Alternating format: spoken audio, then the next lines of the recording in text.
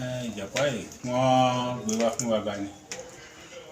Ó ti lo bí àìmọye ọdún sẹ́yìn mo tó gbé dé ààfin bí. So àsìkò tí ó sì dé ó jẹ́ àsìkò tí ara tún tẹ̀ bí a ṣe wà tẹ́lẹ̀ lọ. Ìdí nìyẹn tí wọ́n fi sọ ní Akóredé. Mo kí gbogbo wa pé a kú dédé àsìkò yìí, àkókò lè dá a kú ìgbìyànjú àti ti adágàgòkè. Mo fẹ́ kí wa ká farabalẹ̀ ká jọ wo fọ́nrán kékeré yìí kí a wo àwọn nǹkan tí ó jẹ́ àwọn nǹkan àṣà àbí ká sọ pé àwọn nǹkan àtijọ́ tí ó wà nílùú Ìṣẹ́yìn. Ìjàpá Akóredé rèé nílùú Ìṣẹ́yìn tó já sí pé látijọ́ tí Ọlọ́run kádàrá pé wọ́n ti gbé fún wa sẹ́yìn ìgbà náà lọ́hùn, Ọlọ́run kádàrá wípé ara ti ń tù wọ́n, tó túmọ̀ sí wípé ilẹ̀ Yorùbá aláwọn nǹkan mérìírí. Ìjàpá ó lò 400 years láyé.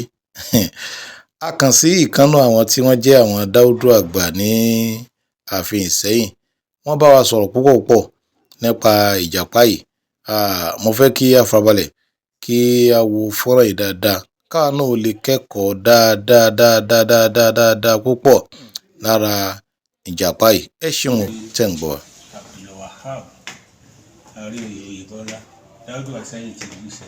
Lákọ̀ọ́kọ́ eléyìí ọ̀jọ̀ mọ́ bíbọ.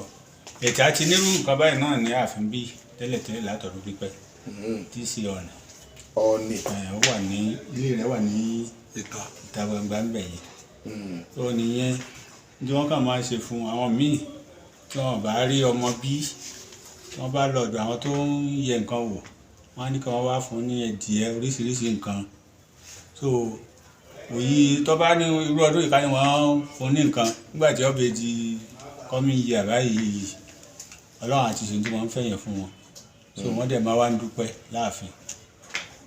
So irú ẹ̀ tí mo tún lè pé ọjọ́ irú ilé ìtọ́ wà ní ààfin gbà yẹn náà. Bí ó tiẹ̀ jẹ́ pé ọ̀nìyàn ó ti dágbére fáyé. So àìsàn process láti tún rí mi sí ibẹ̀ yẹn. Àti ìṣègùn ló bí 140 years kó tó di pé ó papòdà.